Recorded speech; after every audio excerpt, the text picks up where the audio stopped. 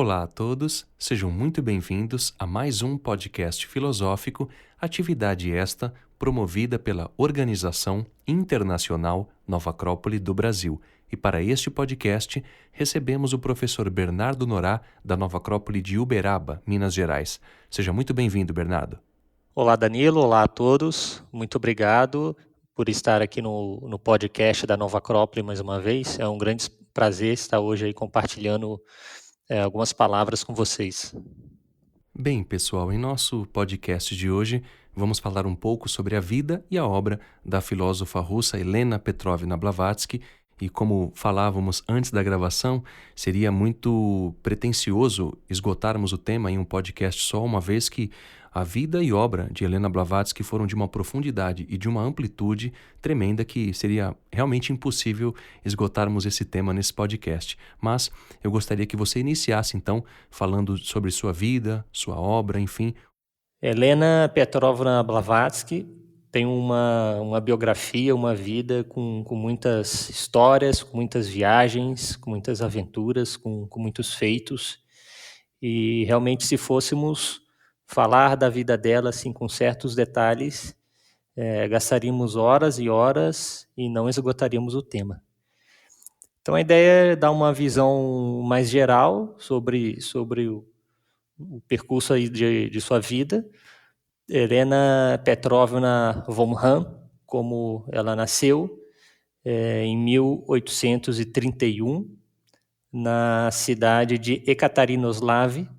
Na época, então, essa cidade fazia parte do Império Russo. Hoje, essa cidade faz parte da Ucrânia. Ela nasce, então, no seio de uma família da nobreza, de tal forma que o seu pai e sua mãe são descendentes de príncipes, de condes da Rússia. Nasce com uma forma de vida, inicialmente, sendo criada para ser uma madame, né? Nasce no seio de uma família de grande prestígio, lá na sua época, no Império Russo. Desde o seu nascimento, se diz assim que sua vida está rodeada de várias histórias fantásticas, de aventuras, devido a uma série de poderes psíquicos que a Helena Petrovna von Hahn, hoje conhecida como Blavatsky, Helena Petrovna Blavatsky, então tinha. A sua mãe morre quando ela era ainda muito nova, por volta de 9 anos de idade, e os seus avós praticamente assumem aí o seu cuidado. Na sua educação, primou principalmente aí a literatura e o piano. Porém, Blavatsky, quando passeava nos museus de história natural dos seus avós, passeava pelos bosques, demonstrava um espírito assim muito grandioso, de uma busca muito forte por um conhecimento da vida como um todo. E de tal maneira que essa vida que ela estava inserida, presa a uma série de tradições, uma forma de vida ortodoxa, tradicionalista, essa educação para ela ser uma madame, isso não correspondia às suas ânsias, às suas expectativas em relação à busca que ela trazia dentro dela. Isso levou ela, por volta dos 17 anos, a contrair um matrimônio. Ela se casa com Nikifor Blavatsky, quando ela tinha 17 anos. E ele era um senhor. Provavelmente, então, esse casamento seria apenas uma forma dela tentar fugir dessa vida a qual ela estava presa e que não correspondia aos seus sonhos, aos seus ideais. Tanto é assim que, dentro de alguns meses, cerca de 6 meses depois desse casamento, ela pega um cavalo e foge. Sai da Rússia e começa a empreender umas viagens. O sentido dessas viagens não era simplesmente fazer nenhum tipo de turismo, nem simplesmente pura rebeldia. Porém, era já uma busca filosófica, uma busca por um conhecimento da história da humanidade, do ser humano. Isso levou ela, então, para Constantinopla, né, Turquia, Atenas, na Grécia, Egito, e Europa, Londres. E nessas viagens, então, ela buscava tomar contato com grandes fontes de conhecimento, onde ela estava buscando uma resposta, né? Ou seja, qual é o sentido da vida, né? O porquê do universo, ou da natureza, enfim. Ela queria encontrar, como ela falava assim, essa pedra filosofal, vamos dizer assim, como algo que pudesse dar uma resposta bastante completa em relação aos enigmas da vida e o sentido da vida. E há um acontecimento muito importante na sua vida, né, que fez aí a sua vida passar, assim, vamos dizer, da água para o vinho.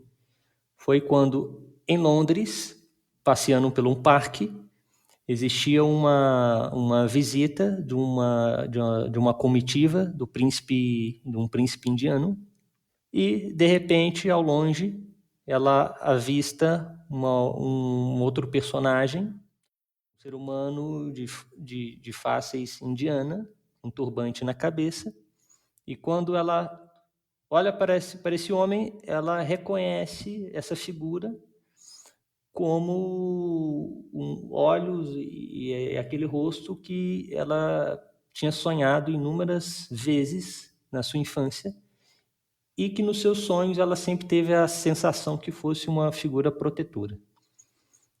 Nesse primeiro contato, ele simplesmente fez um gesto e ela não pôde falar nada. E se cruzaram olhando os olhos.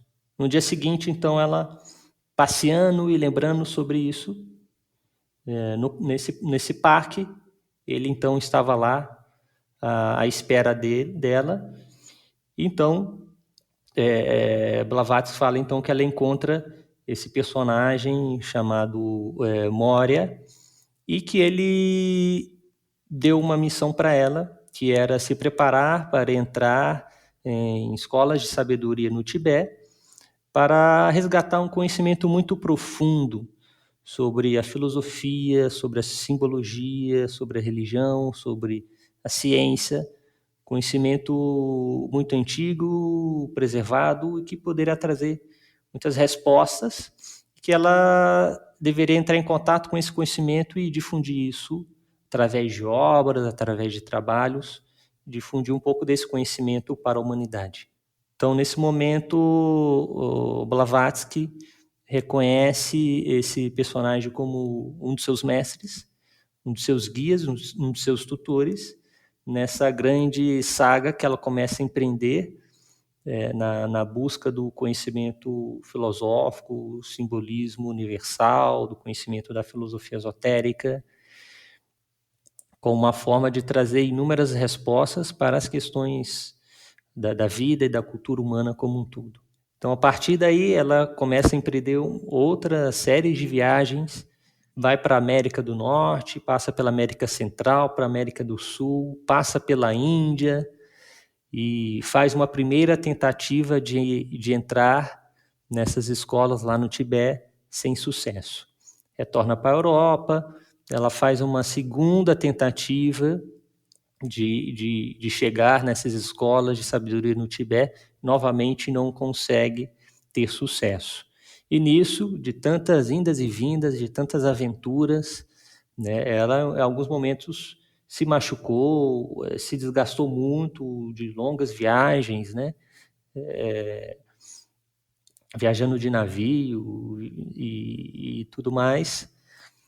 E nesse momento ela ficou um pouco adoecida, e procurou alguns familiares no Cáucaso, e lá permaneceu um bom tempo, e nesse meio tempo ela realmente adoece de forma grave, que ela chega quase a morrer. Porém, nesse ponto onde ela parecia que ia realmente desfalecer, ela recupera suas forças e como se agora, de ter passado esse umbral, de ter chegado nesse estado de quase morte, ela então agora estaria mais forte e com maior controle também dos seus poderes psíquicos, e estaria mais preparada para realmente ser aceita nessas escolas no Tibete. Então, assim, ela empreende uma terceira tentativa e consegue chegar, né, nessas escolas, não só chegar, mas também como ser aceita. O que na época não era fácil, porque de forma geral essas escolas tibetanas, de forma geral, não acreditava que um ocidental pudesse ter essa disposição de mudar a mentalidade para compreender a fundo todos os mistérios da filosofia oriental, da filosofia esotérica. Então ela permanece cerca de 3 a 4 anos e teria entrado em contato com papiros antiquíssimos, com os livros dos Preceitos Áureos, ou os livros de Dizian, como ela se refere, e todo esse material fala sobre a construção do universo, a evolução da humanidade, o simbolismo universal das religiões, né? O desenvolvimento filosófico, do conhecimento filosófico, o desenvolvimento da ciência. Então ela, vamos dizer assim, retorna para o Ocidente, para o mundo ordinário, e começa a fazer todo um trabalho de começar a divulgar esse conhecimento. E o que ela propunha como via de conhecimento era o aprimoramento moral do ser humano. Ou seja, que o ser humano, para se tornar realmente mais humano, com H maiúsculo, para se tornar mais espiritual, nas palavras dela, ele não precisa buscar fenômenos paranormais ou coisas parecidas, mas justamente é necessário um desenvolvimento dos seus valores morais, das suas virtudes, da sua capacidade de justiça, de bondade.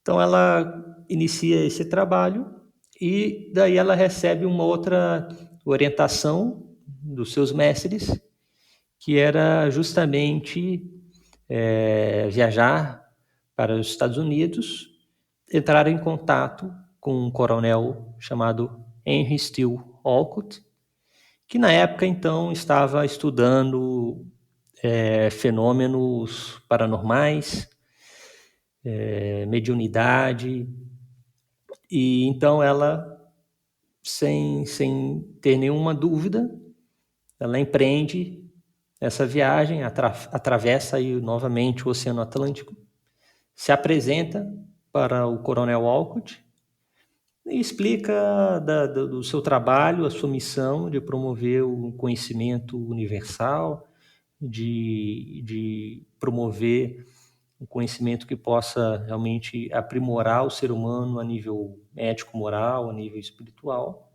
e que ela também propõe um caminho muito sério e que poderia também alertar as pessoas em função dos perigos desses poderes paranormais, e ela enxergava isso como uma falsa pretensão à espiritualidade. Enfim, ele então, se torna, assim, vamos dizer, o braço direito da Blavatsky, e juntos começam a trabalhar, propondo um trabalho bastante eclético da investigação do conhecimento, da investigação filosófica, o que os leva, em 1875, a fundar a Sociedade Teosófica. Então, a Blavatsky tem esse grande papel de relançar e reestruturar o antigo conhecimento teosófico nesse momento aí quase no quarto final do século XIX, e ela lança então essa proposta do conhecimento universal, do conhecimento teosófico, da investigação filosófica, inspirada por 3 grandes princípios de várias grandes escolas e tradições da humanidade. Esses princípios então queriam coroar o seu trabalho filosófico, que seria a busca da fraternidade universal e da solidariedade entre os seres humanos sem nenhum tipo de distinção, a busca do estudo comparado entre as distintas formas de religiões, ciências, artes, filosofias, e realmente a busca de compreender as leis da natureza, as leis do nosso cosmos, e realmente poder trabalhar pelo aprimoramento dos potenciais, dos verdadeiros potenciais do ser humano. Em meio a todo esse trabalho, ela começa a se dedicar durante muito tempo a escrever as suas obras. Primeiramente, lançada sua obra Isis Sem Véu, que mexeu bastante com as pessoas no mundo como um todo, tanto do lado dos cientistas como do lado dos espiritualistas. Sem dúvida, Bernardo, e é muito importante você ressaltar isso porque cabe lembrar que é um momento de transição da história. Estamos do século XIX para o século XX. Embora a Helena Blavatsky não tenha participado desse século XX, ela está nesse período de transição. E é um momento de muitas novidades. Temos as ideias evolucionistas de Darwin, temos a ciência avançando, a psicologia nascendo com Freud e outros psicólogos como William James, por exemplo. Enfim, é muito importante estudar a história sob essa ótica filosófica para entender o contexto, não é? E naquele momento ela traz um manancial de conhecimentos que precisava ser assimilado também pelos seus contemporâneos, pelos poetas, pelos pensadores, pela ciência, pela religião, enfim, para a comunidade do pensamento como um todo. Tanto é que até nós hoje, quando vamos ler a Doutrina Secreta, por exemplo, não é uma tarefa fácil de entender aquela obra. Para sermos bem sinceros, é de uma profundidade e de uma transcendência muito grande. Então há que ter um certo preparo, porque senão a gente não consegue entender. Enfim, isso é importante o que você ressalta, porque nós temos aí uma dimensão da importância que tem a obra dela e da relevância também. Bom, quando a Sociedade Teosófica é fundada, como você bem lembra, pela Helena Blavatsky, o Coronel Walcott e também o William Jude, é perceptível quando nós vemos esse processo de formatação e de plasmação da Sociedade Teosófica, que eles já tinham uma ideia muito ampla em relação a esses 3 princípios, e eu gostaria que você aprofundasse um pouco mais sobre isso, porque são muito importantes cada um deles. Eles têm uma série de ideias interligadas e uma finalidade muito clara também. Então eu gostaria que você falasse um pouco mais sobre as ideias desses 3 princípios. Então, esses 3 princípios, chamados assim pela Blavatsky, ela diz que da forma como ela transcreveu eles, esse formato, ela teria resgatado isso então lá da Índia primitiva, também chamada por ela Aryavarta. Poderíamos pensar, bom, mas são princípios tão antigos, não saiu de moda? Qual é o valor disso? Por incrível que pareça, são muito atuais, são muito necessários nos dias de hoje, e quando a gente lê eles assim ao pé da letra, tal qual ela escreveu, parece até quase utópicos, né? No sentido, poxa, mas que algo tão grandioso que ela está propondo para nós. Então, quando ela fala, olha, é necessário estabelecer uma fraternidade universal entre as pessoas, né? Entre os seres humanos. Vencer os preconceitos entre as religiões, vencer os preconceitos entre as distintas etnias, tá? Vencer as guerras, vencer a violência, vencer a separatividade. Quanta falta faz isso no mundo, né? Desde a época que ela falou e até mesmo hoje. Então ela fala, olha, é necessário um estudo comparado entre os conhecimentos, e quando se realiza então esse estudo comparado, nós vamos percebendo uma mesma essência animando distintos ramos do conhecimento, e que isso também nos leva a entender, vamos dizer assim, a fraternidade no campo do conhecimento, no campo das crenças. E para que tudo isso? Olha, isso tudo vem ao encontro de um grande ideal, que é o ideal de realmente construirmos um mundo novo e melhor, realmente construir uma harmonia entre os povos, entre as nações, entre os distintos ramos do conhecimento.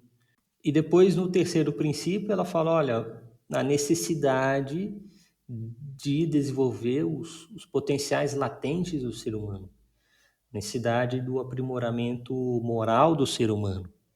E que, obviamente, aí vai deixar bem claro o objetivo de tornar o ser humano melhor, não só não a nível material, né? Porém melhor a nível de valores, um ser humano mais consciente de si mesmo enquanto um indivíduo, enquanto humanidade, que realmente possa trabalhar na construção desse ideal de fraternidade universal e solidariedade entre as pessoas, e também na construção desse conhecimento eclético e nessa investigação filosófica, onde os distintos ramos do conhecimento agora buscam se comprometer com o que é verdadeiro, com as verdades, e não com os jogos de interesses que muitas vezes os ramos do conhecimento e as crenças podem cair. E isso é importante de ressaltar porque essa ideia da fraternidade é algo que poderíamos alcançar se nos dispuséssemos a ver o outro como uma extensão de nós próprios, ou seja, o nosso semelhante é aquele que está mais próximo e podemos aprender com ele, devemos aprender também e ensinar, enfim, e crescermos juntos como seres humanos. Então essa ideia da fraternidade estancaria qualquer possibilidade de enfrentamento.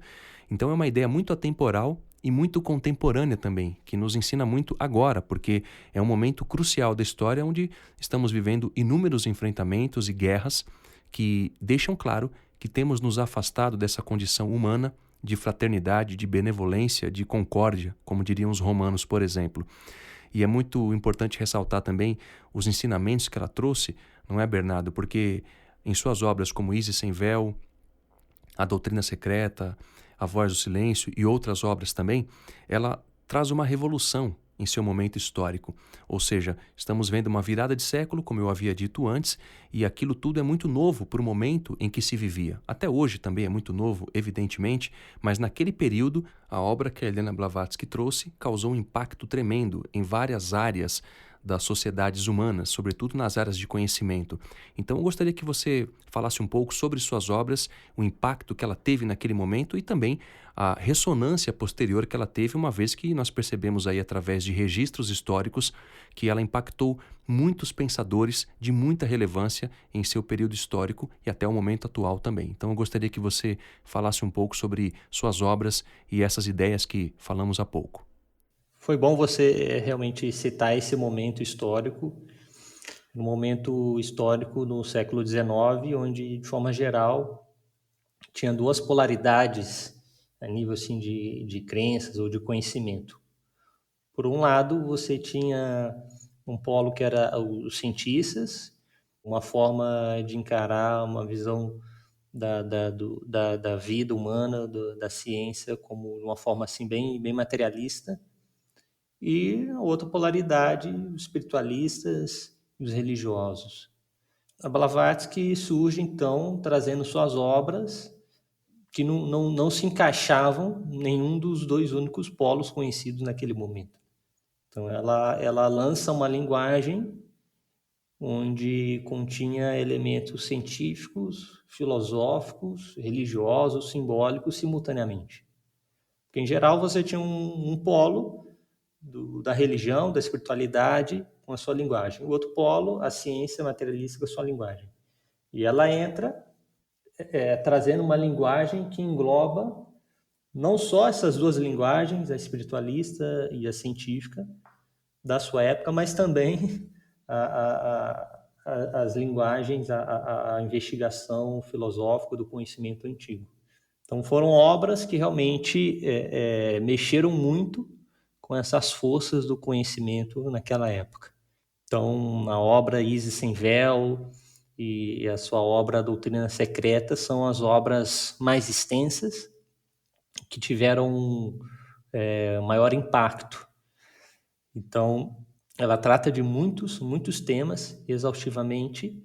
São obras com muita erudição, com muitas referências, e que a gente teria que imaginar que ela deveria ter uma grande biblioteca à sua disposição para poder fazer tantas citações, e que, na verdade, ela não tinha isso. Então, assim, são obras realmente fantásticas, e nessa, como A Doutrina Secreta, que ela está falando da filosofia esotérica, da sabedoria interna, que ela teve algum conhecimento lá no seu período no Tibete.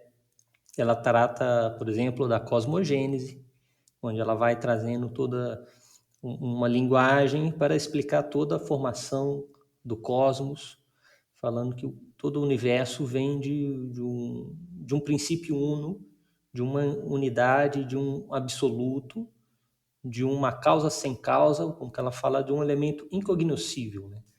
De algo que realmente é para-racional, esse primeiro princípio, esse todo, esse absoluto. E que daí, desse princípio, vai surgindo todas as demais coisas no nosso universo. Também vai falando da antropogênese, ou seja, da evolução da humanidade, e ela lança muitas questões em relação às teorias evolucionistas da sua época, as teorias darwinistas, e também as teorias religiosas do criacionismo. E começa a descrever também a própria natureza física, né, do universo, do cosmos, e provavelmente então ela já falava na época onde se acreditava na indivisibilidade do átomo, ela já falava que o átomo era divisível, conteria partículas, numa época no momento onde que o elétron ainda não era conhecido. Então foram obras, ensinamentos assim que realmente mexeu com o conhecimento religioso, espiritual e com o conhecimento científico de sua época. E duas grandes obras que também a gente gosta de destacar, foram suas duas últimas obras, que é A Chave da Teosofia e A Voz do Silêncio. A Chave da Teosofia, ela vai dando muitas explicações sobre a teoria da reencarnação. Então, ela traz um renascimento da teoria reencarnacionista, explicando isso com mais detalhes, com uma certa profundidade. Explica de forma mais profunda, ou seja, o que é o karma, o que é o dharma, tá? Os mistérios da vida após a morte. E essa obra A Voz do Silêncio também é uma obra magistral, é quase que um poema, um trecho, um extrato que ela trouxe de memória do livro dos Preceitos Áureos, que ela entrou em contato lá no Tibete, onde narra então toda a saga do discípulo em busca da sabedoria plena, em busca aí da sua imortalidade, né? Em busca da sua iniciação nesses mistérios da vida e do ser humano. Então, é um texto com muita poesia, com muita profundidade, e é como fosse um manual moral, ético, onde realmente traz para o ser humano toda uma proposta de vida, de dominar os nossos egoísmos, de dominar os nossos desejos, as nossas paixões, de fazer todo um trabalho de limpeza interior, de purificação, em formas magistrais, né? Numa linguagem muito poética, muito profunda e às vezes muito dura, né? Muito exigente. Então, o trabalho da Blavatsky, suas obras, seus ensinamentos, impactaram o mundo de sua época, e depois de sua morte seguiu impactando ou seja, uma série de personagens no campo da literatura, no campo da ciência, né? Einstein, Yeats, o próprio Mahatma Gandhi,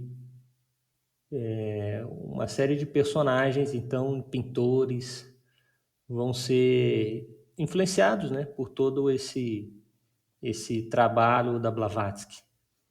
O próprio poeta português Fernando Pessoa também estudou as obras de Blavatsky, inclusive existe uma tradução do Fernando Pessoa dessa obra A Voz do Silêncio, onde no prefácio ele fala que quando ele tomou conhecimento do trabalho da Blavatsky, ele ficou extasiado, teve um grande impacto por encontrar uma linguagem que pudesse conciliar, integrar os conhecimentos científicos e espirituais e religiosos. Então, é uma grande influência, não só no século XIX, mas também no século XX.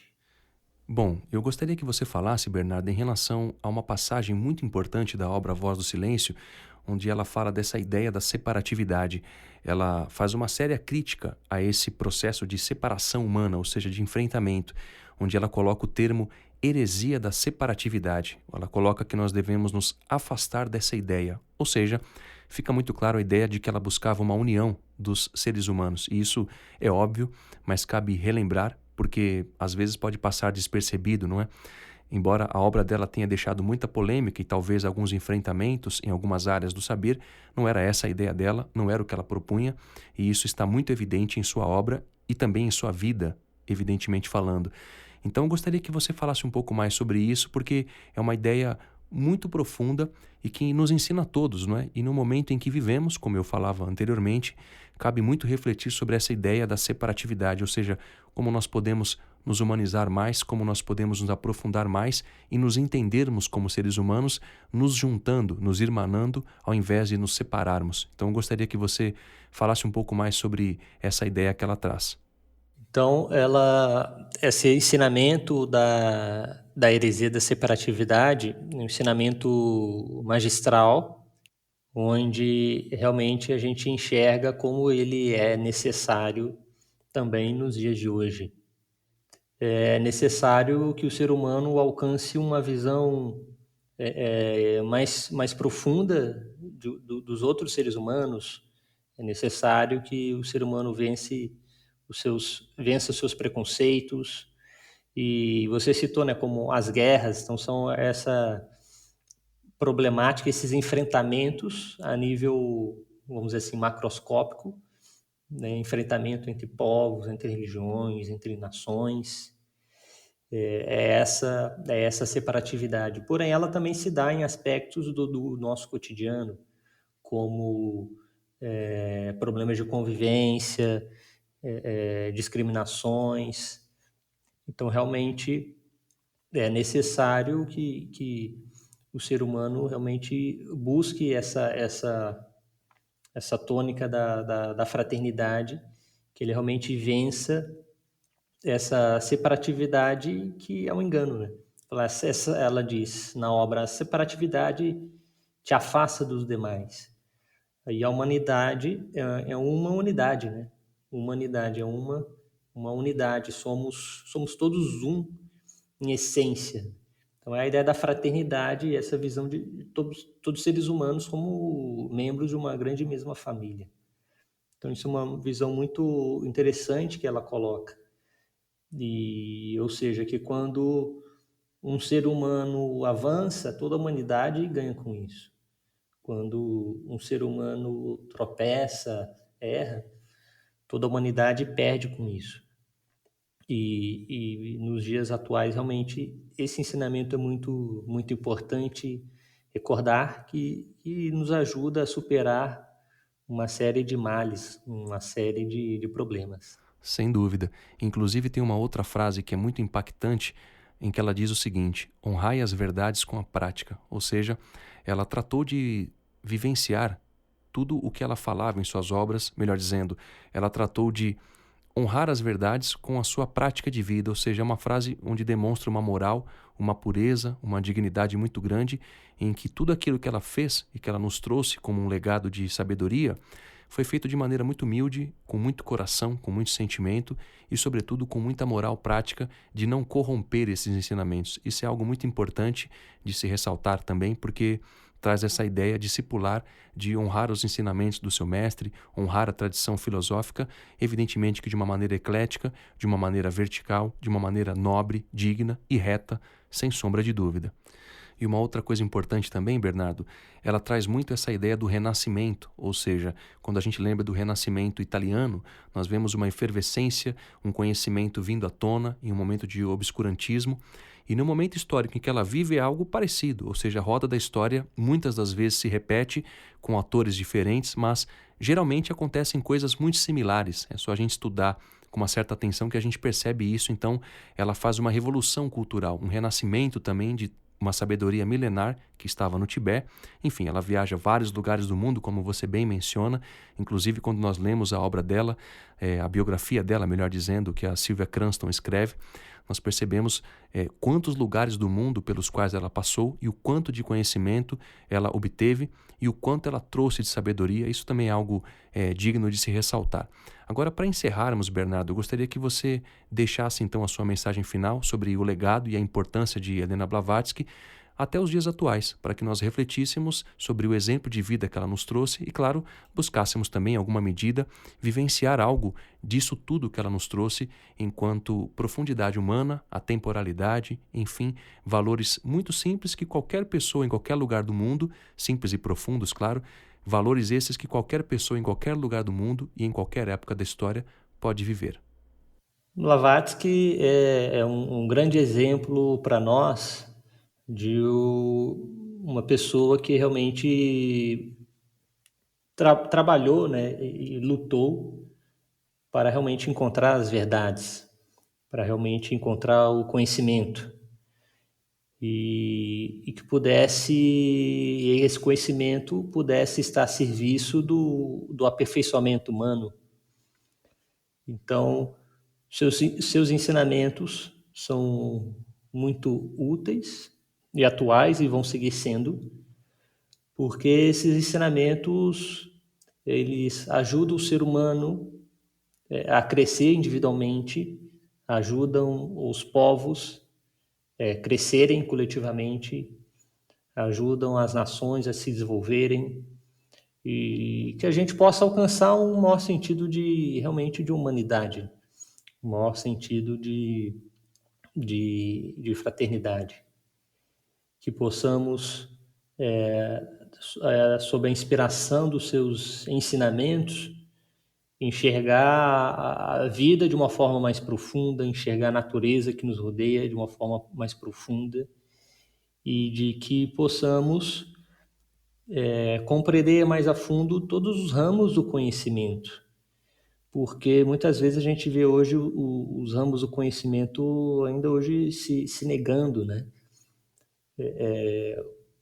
A gente vê oposições como, sei lá, ciência versus religião, enfim, e que à luz das suas obras, à luz dos seus ensinamentos, nós podemos encontrar muitas formas de unir todos esses conhecimentos filosóficos, científicos, religiosos, simbólicos, artísticos, enfim, reunir todos esses conhecimentos realmente para a construção de um sentido maior de humanidade.